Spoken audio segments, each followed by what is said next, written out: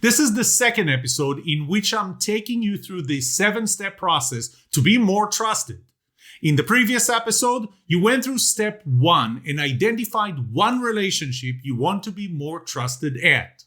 In this episode, you will go through step 2 and identify one bad thing that you are doing in that relationship that is holding you back from being more trusted.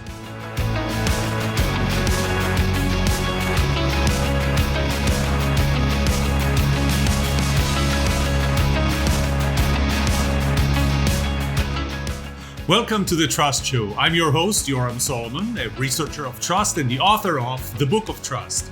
In this podcast, I will share with you everything that I know and discovered about trust. I will challenge you to think differently about trust.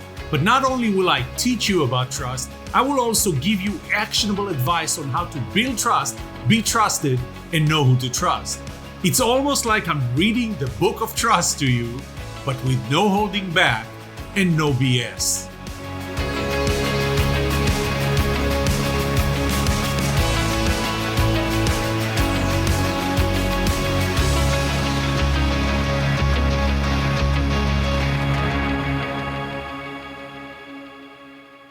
And we are in step 2. And in step 2, we're going to identify that one bad thing that's holding you back from being more trusted in the one relationship that you have identified in step 1.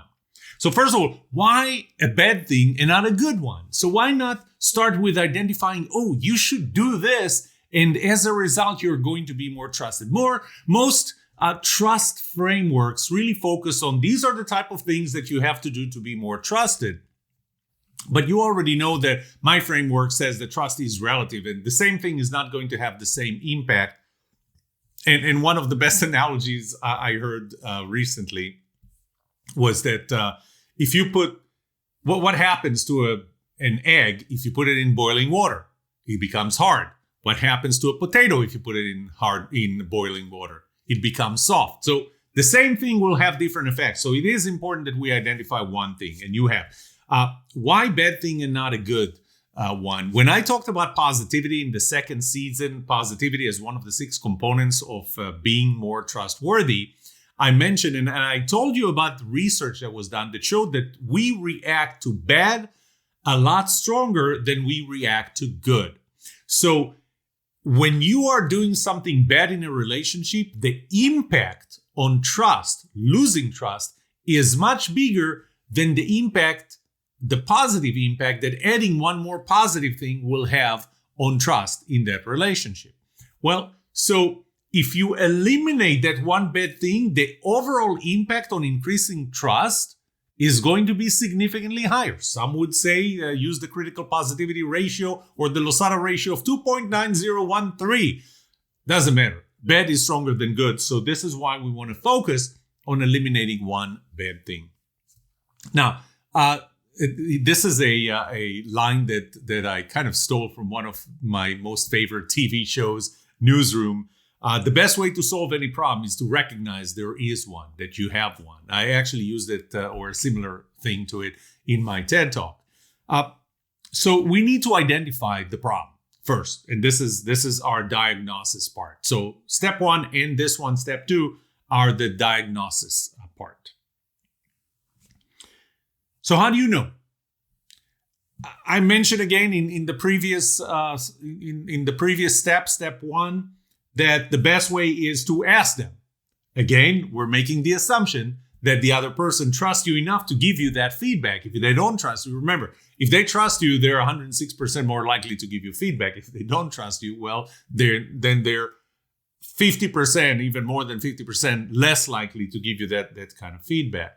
So don't ask them if they're not open to give you feedback.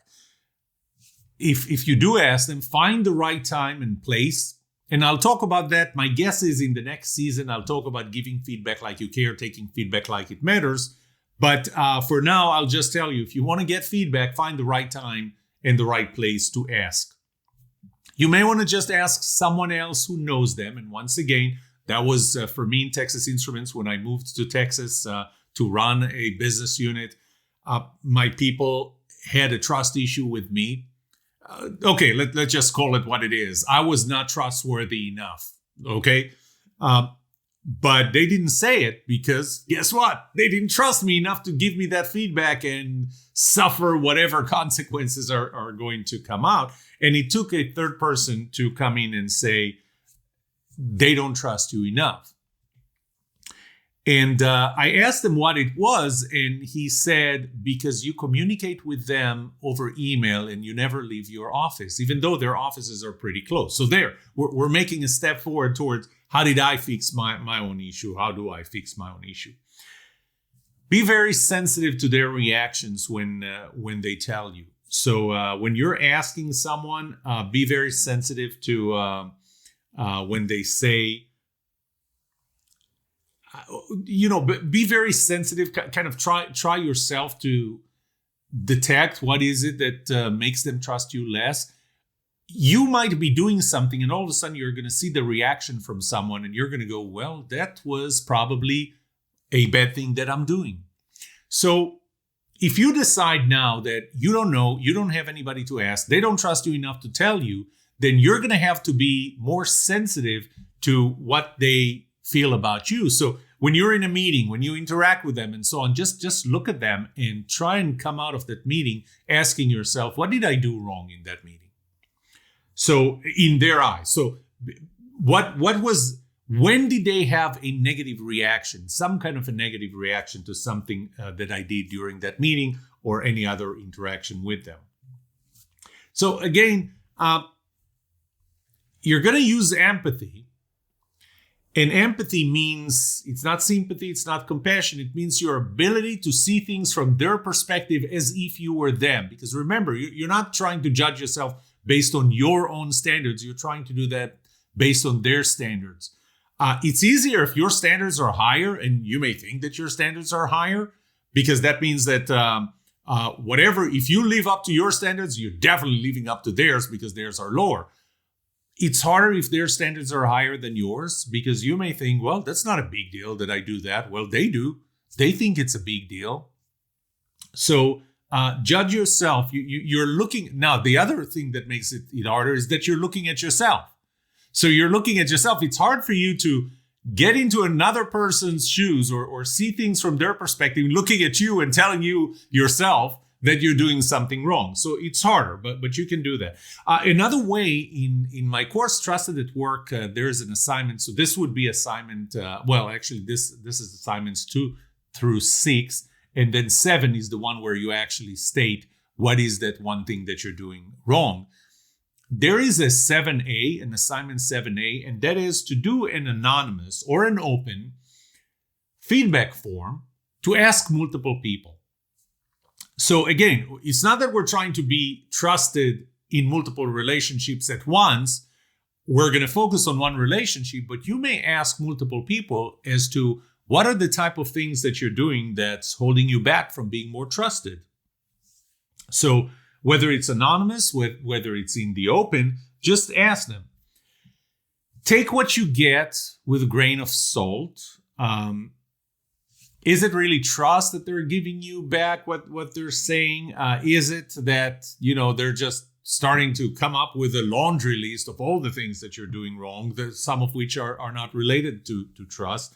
And are those things real? You need to get to the real root cause. Well, what is that one thing? I mean, they may tell you something that you're doing wrong that's really a symptom of something that you're doing wrong.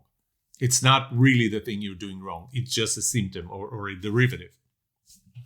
I want you to keep in mind one more thing, and that's something that I'll talk more about probably in the next season when I do the give feedback like you care, take feedback like it matters. I want you to remember that from what they're saying, 10% may be true. Okay, 90% is not. 10% is true, but 100% is true in perception. 100% of what they say is how they perceive you, unless they're lying to you and I don't know what, they're massaging the reality. But keep in mind that if this is what they see, if this is what they tell you and you go, this is not what I do, well, this is what they think you do. And their level of trust in you is not a function of your objective behavior or your behavior according to your standards. How they trust you, the level of trust they have in you, is based on their perception of you, and 100% of what they tell you is true in perception. So which one are we going to pick up? I mean, you're doing a lot of things in the relationship with that person. Some of those things are good. Some of those things are bad. Are we going to work on the good things and make them stronger? No, we're not. Remember, bad is stronger than good. We're going to focus on the bad ones. Which one is the worst? Find the one thing that you're doing that's the worst thing, and that's the one that you want to work on.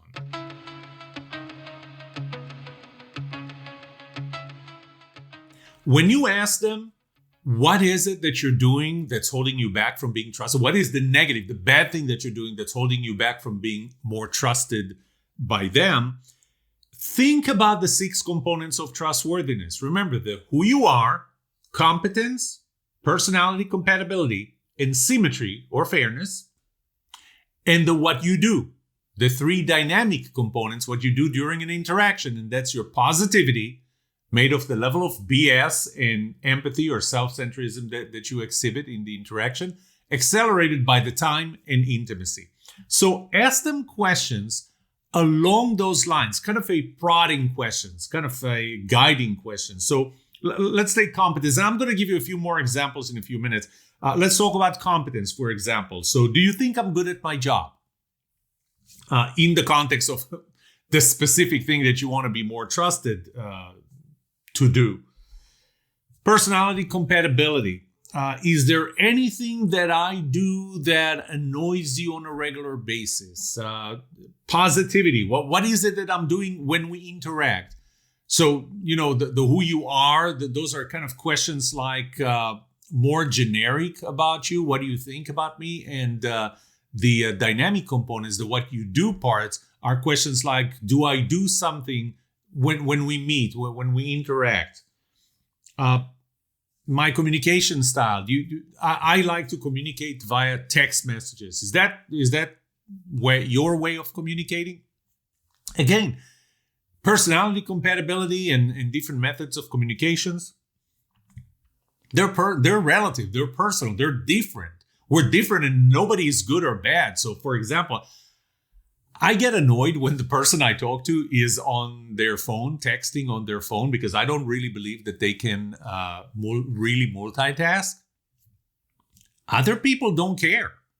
So especially younger people, if I text while they talk to me, they understand it because they do the same. So again, we're looking for things from their perspective.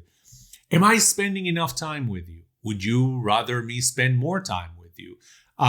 Are you okay with communicating over text or email, or do you prefer face-to-face meetings and so on? So these are kind of prodding questions. And again, in a few minutes, I'm going to give you a little more. In the workbook of trust and in the courses Trusted at Work, the online courses Trusted at Work, you have specific worksheets. So assignments 2, 3, 4, 5, and 6 actually have specific worksheets along the lines of those 6 components. So yes, 2 of those components are on one worksheet. And use them. You can use them as self-assessment forms, or you can use them to guide when you ask another person. Because if you look at them, and I'm going to give you a few examples here, you can use them to, you can give them the forms and say, would you mind looking at, some of them are kind of a scale, 5-point scale. Some of them are open-ended.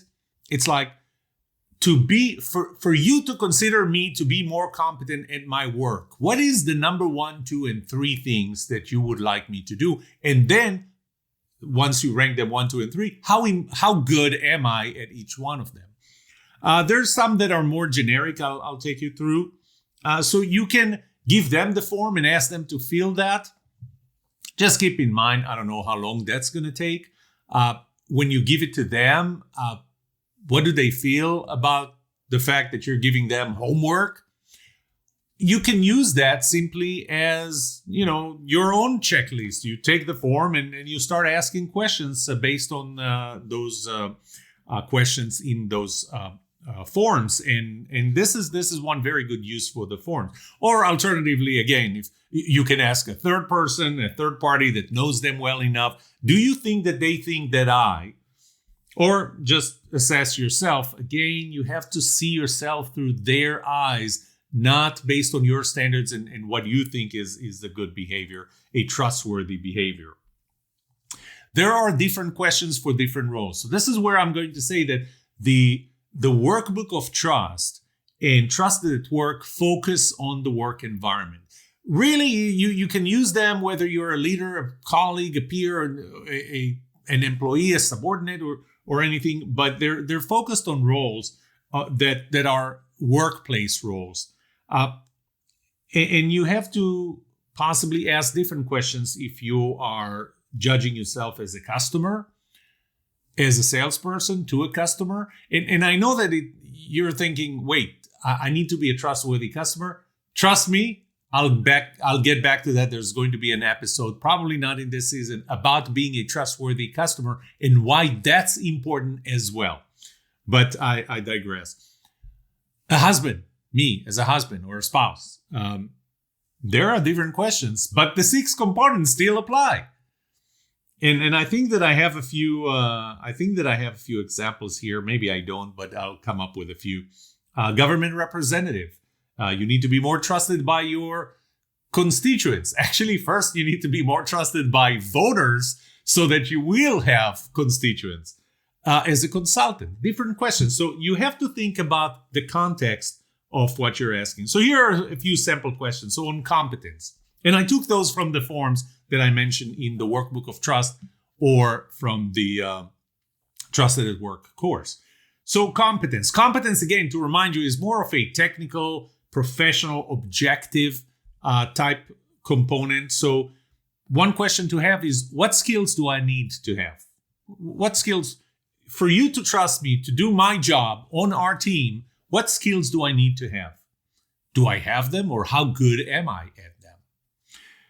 What type of knowledge do I need to have to do my job well? How do you think, do you think that I have that level of knowledge, or where am I lacking in knowledge? How about experience?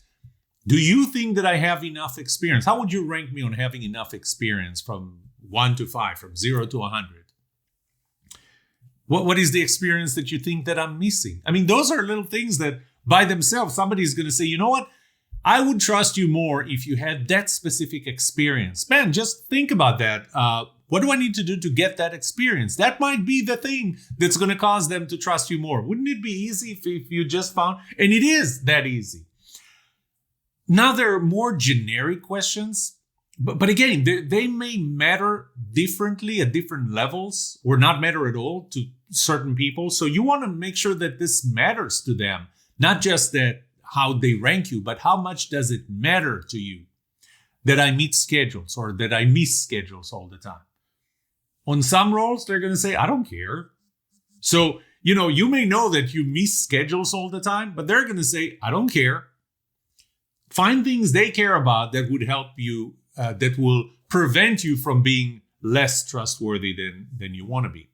Quality of my work, pretty generic. What would you say about the quality of my work? Where is it lacking? Again, note that the question that I'm asking is always on the negative side. Where am I lacking? What is it that I'm not doing? What is it that I should have been doing and I'm not doing?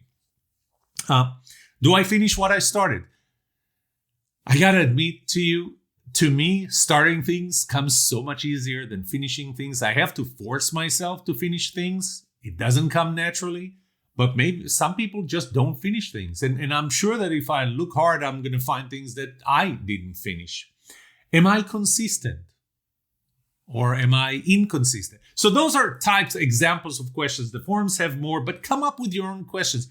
You're trying to find what is the thing that they care about, that matters to them, that you're not doing well enough or doing badly, that holds you back from being trusted, because it's holding you back from being trustworthy through their eyes in the area of competence. Personality compatibility. There are, again, the personality compatibility kind of ranges from universal things, absolute things like, do I lie? Now, this is going to be a little hard because I don't think that anybody would look to you to your face unless they already have a certain level of trust in you. But sometimes they will and say, you don't tell me the truth a lot, or you lied to me. And I know when you lied to me. By the way, wake up call. They see that you lie. And you know how? Probably the inconsistency between your words and your body language. So do I lie? And it doesn't matter. In this case, frankly, even if you think that they can't tell, if you know that you lie and you think that they can't tell that you lie, that's probably one thing. And you think they can't tell, but they really can. So this is kind of at the personal. Then obviously there's the cultural organization level. Do you think that I follow policies? Do you think my ethical standards are according to the organizations and so on and so forth? So this is more local. It's less universal. You may have things in your organization, your ethical standards or code of ethics or employee manual or whatever that are different than universal country, national, whatever level. So you want to go through those. Those are still kind of bad, good. But then you get down to the personal. So one thing is the risk-taking profile. And I mentioned it before when I talked about personality compatibility. Some people are risk takers, some people are risk averse. Which one is good or which one is bad? Well, there aren't good and bad here. You probably need both of them. But risk takers typically don't lose trust in people who are risk averse. I mean, they're annoyed by them. They wish they would take a little more risk, but I'm not sure that they don't trust them because of that. They typically look at them as people who ground them, keep them honest and keep them down to the ground, helping the project actually getting done. But people who are risk averse would typically not trust people who are risk takers because they look at them as reckless and irresponsible and so on. So are we compatible in our risk-taking profile? Are we, what values are important to them? And are we compatible on those values? Are we aligned? Are we opposite? Again, there's there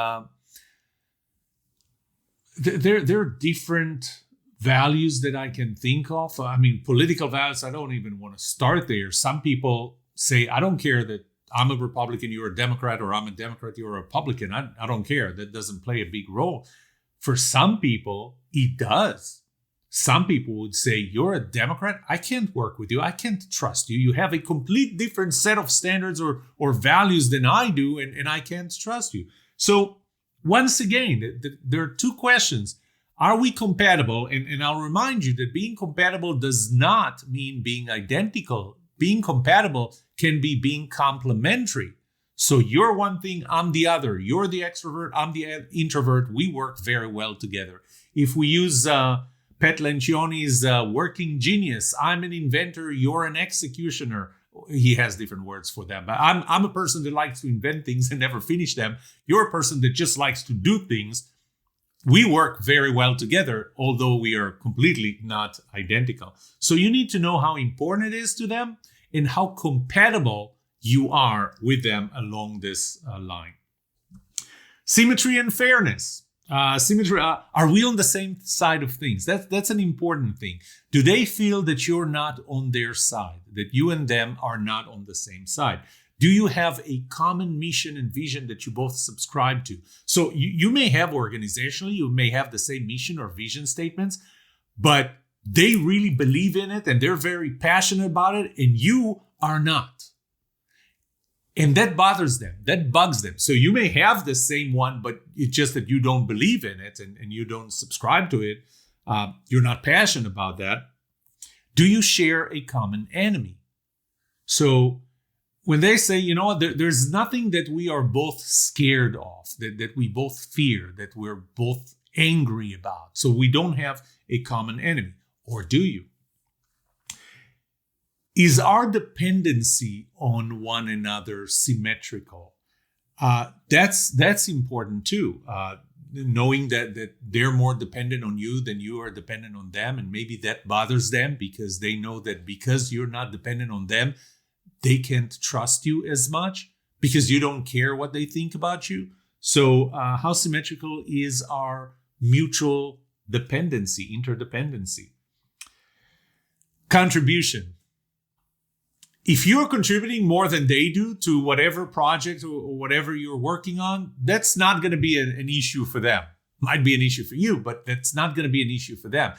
That issue becomes, once again, bad is stronger than good, much stronger than good. The issue is going to become when you contribute less than they do. So imagine if there's a tight schedule, tight budget that, it's a common enemy, if you will.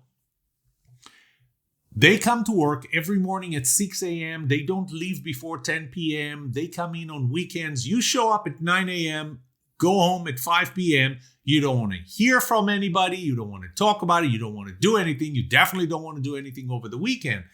They contribute more than you do, or more importantly, you contribute less than they do. So how symmetrical is that?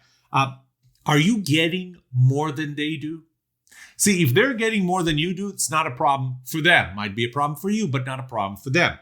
But if you are getting more than and when I say getting, compensation, mindshare, management listens to you more than they listen to them, that would bother them. The other person that needs to trust you, that management listens to you more. Time, resources, other things. If you're getting more than they do, I don't remember the number exactly in one of my studies. It was something like 32% that they're going to trust you less because you're getting more stuff than they do.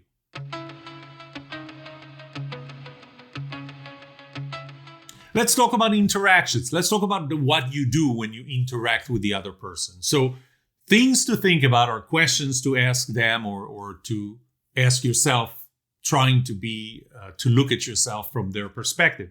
We'll start with positivity. That's kind of the foundation to what happens in an interaction. Are you a no BS person or are you a BS person? So what do you bring into the interaction? Do you say what you mean? Now, you may think that you can say something else, but you know what? They can see your body language. They can see the inconsistency of your words and your nonverbal communications. And when they see that inconsistency, as Albert Mehrabian said, they distrust you. Are you someone who beats around the bush? You keep going around in circles other than actually touching the point. Do you blame others? How often do you blame others? Now, you may think that when you say, oh, you know what, this is that person's fault, that the other person that you want to be more trusted by may say, yeah, I know. But is that what they're thinking? Or are they thinking, this guy, this Yoram guy, he keeps blaming others. So yeah, I'm going to play along, but I don't trust them. Remember, you're not going to get that feedback if they don't trust you. You're going to get that feedback 106%. They're going to be 106% more willing to give you that feedback if they trust you. So they may not give you the feedback. They may just play along, but they really are bothered, or it's holding you back, the fact that you blame others. Do you make assumptions more than you rely on data? So do they consider you a person who makes more assumptions than really relying on data? Does it bother them? Once again, it's not just to know what you're doing that's bad. It's to know what you're doing that's bad that's important to them. This combination is really critical. It's not just what you do that's bad. It's what you do that's bad that's important to them, that really bothers them. Because some things you're doing that are bad are not important to them. Again, not to you, to them. Do you suffer from confirmation bias? So you only bring data. So now you're not using assumptions. You actually bring data, but only data that would support your point. Or do you bring up data that does not support your point? Do you tell jokes when it's appropriate, at the right place, at the right time, or not? Do you give them feedback? I mean, maybe you're a person that just nods and they know that you're not going to give them feedback. They may know that you give them feedback behind their backs. So ask them, is that an area? Do you give too much feedback? Do you give too much feedback that makes them feel pretty small? That might be something. The other part of positivity is the empathy, or the opposite of that, the self-centrism. Do you speak more than you talk, more than you listen? Yeah, you can speak more than you talk, but do you speak more than you listen? Again, I'm saying this as if it's absolute. It's not absolute. You may speak more than you listen, but the other person is an introvert that prefers you to speak more than you listen. So it's really, ask yourself, is it something bad and is it important to them? Do you behave like there's only one side to the story? And obviously, it's your side, right? Do you always discount their side of the story, or do you listen? Do you keep an open mind? Do you show them that you keep an open mind to go, you know what, I can see your side as well? Once again, this is relative. This is on a personal level. This is not absolute. So don't assume that that's how you have to be. This is what makes any person trustworthy, more trustworthy in any relationship. Are you transparent? Do you share enough? Are you overly sensitive? If you're overly sensitive, if every second word, and I have relationships like that, where every second word that I say, I know that the other person is going to be extremely offended. They're going to become emotional and irrational, and nobody wins anything. So are you overly sensitive? Do they perceive you as being overly sensitive? And because of that, they can't tell you anything just because they don't want you to blow up. Do you bring value to a meeting, or do they consider you someone who drains value? What is it, Debbie Downer? That every meeting, every gathering she gets into, she always finds the downside of things. You're the devil's advocate. We need devil's advocates. Don't get me wrong. We need somebody to see the other side. But are you always the person that sees the negative? Are you the person that always drains the energy out of a meeting? Or are you the person that as soon as you walk into the meeting, people start smiling and they go, this is going to be a good meeting. Yoram is in this meeting. This is going to be a good meeting. Or are they thinking, oh God, Yoram just walked in. This is going to be bad. This is not going to be a good meeting. Are you a win-win person, or are you a zero-sum game person?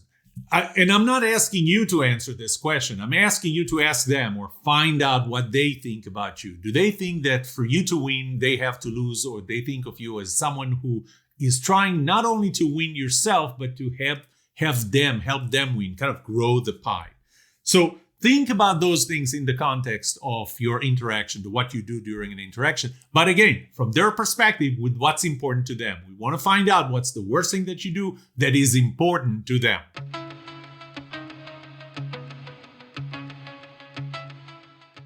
So in the what you do, there is the positivity, the no BS, and the empathy. And then there are the accelerators, the time and the intimacy. So from a time perspective, just again, from their perspective, you want to know what they want. Are you communicating with them enough? So this is the time component. Are you communicating with them long enough? Every time you meet with them, they may think that, he doesn't have time for me. We meet for like 5 minutes and in a week, and that's it. This is all the time we spend with. We never get to bring up issues. He doesn't listen, by the way, in those 5 minutes. You may be meeting too long with them. So you want to be aware of that as well. You can have someone who's going, this is going to be forever. He schedules a 2-hour meeting with me every time, and 2 hours is just too much. So you want to know what's not too much, what's not too short from their perspective in interacting with you. Do you meet with them often enough or too often? So once again, think of it kind of as an upside down U-shaped curve. I meet with you often enough. I meet with you often enough would be the optimal, the highest level of trust, versus you meet with them not often enough or too often. So you want to know from their perspective, what's the right time? And this can change over time with projects, with where you are on the project and other external factors. So you want to know it at a specific point in time. But since you're going to be working on this habit for 90 days, you want something that's not just, this week you're meeting me too often. You want to see that over a longer stretch of time. Are your meetings predictable enough? So I know, we're talking about time. do they happen every week on the same day at the same time? That actually helps build trust, as opposed to you meet with them by showing up at their doorstep, at their office door, and just walking in.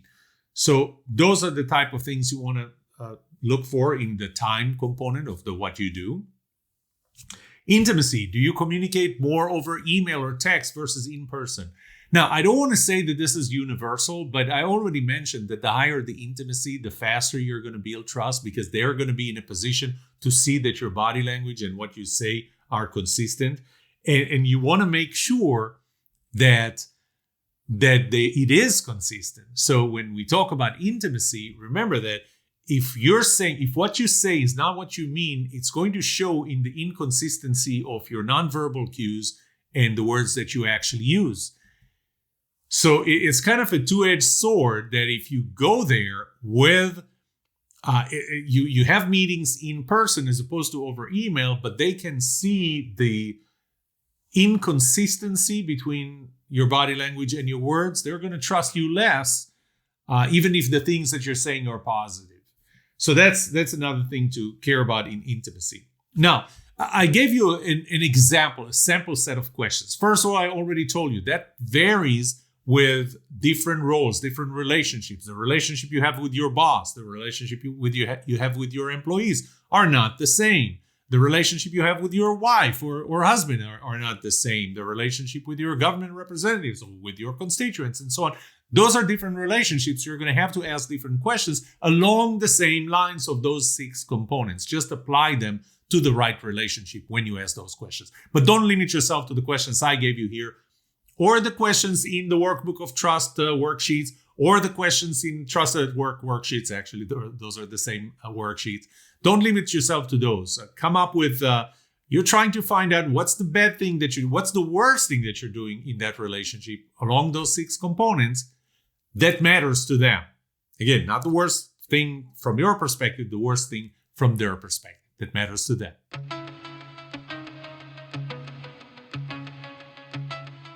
And to wrap up step 2, once again, I'm going to give you an assignment. And once again, and the assignment is going to be to find that one bad thing that you do in that relationship that holds you back from being trusted to do something at the level that you want to be trusted with. Once again, my recommendation is going to be to not move to the next episode until you have done that, or not move to the next step until you have done that. Sure, you can listen to all the episodes just to understand how this works, but if you want to work on yourself, then how do you do this first before you move on to the next step? So what is it that we're trying to do? I want you to write down the one bad thing that I am doing is. So I'm going to give you my example, what my peer told me about my 4 direct reports. They complained that I communicate over email. I don't leave my office. Even though their offices are pretty close, I don't leave my office. I communicate over email. That's the one bad thing that I do. Ask yourself, what is the credibility of the source? So how do you know that the source telling you this is credible enough? In my case, I knew that that person, my colleague, my peer, knew my 4 direct reports for several years. So he had a good understanding of them, a good relationship with them. So I gave it a pretty high credibility score to how credible is it that he knows them, that what he's telling me is really what they're feeling. Which of the 6 components is it at? So there are 6 components, 3 of who you are, competence, personality compatibility, symmetry, and 3 in the what you do, positivity, BS, and self-centrism or empathy, time, and intimacy. So what of the 6 components? And the reason we're highlighting this or circling this is so that later when we come up in the next step, step 3, when we come up with what is it that you're going to do instead, you want to make sure that you're actually addressing the same component. How is what I do causing me to lose that trust? So they can't see my body language. In my context, they were not able to see my body language when I said something. They had to make assumptions about what I said because I said it over email, and you know how email is. And to me, English is a second language. So how accurate am I going to be? And one day I may tell you an email that I wrote to someone that I used the wrong word, and he really, really took it bad. And it wasn't intention. It was really just I used the wrong word. They don't know if I mean what I say when all they read is an email. They know what they read in the email, and they may try to read the body language of the email, but they may not know what I really do mean. They may have thought that I'm avoiding them. So the reason I'm sending emails, not leaving my office, not coming to see them in person, maybe it's because I'm trying to avoid them. I can't fight that perception. That's their perception, and that's what they might feel. So the question that you ask yourself is, how is what I do bad affecting their trust in me or their perception of my own trustworthiness? And as I said before, don't move to the next step until you're done with this one.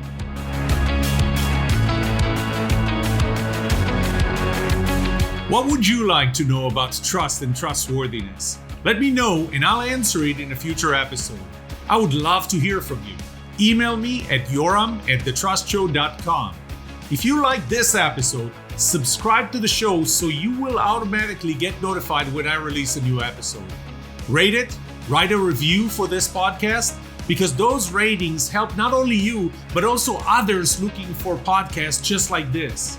If you're looking for more resources to learn about how to build trust, be trusted, or know who to trust, look up my workshops at yoramsolomon.com/workshops, online courses at trustedatwork.com, find my books on Amazon, or go to my website, yoramsolomon.com. And remember one thing, the answer to these two questions will have the biggest impact on your personal and professional success or failure. Can I trust you? And can you trust me? Thank you for listening or watching The Trust Show.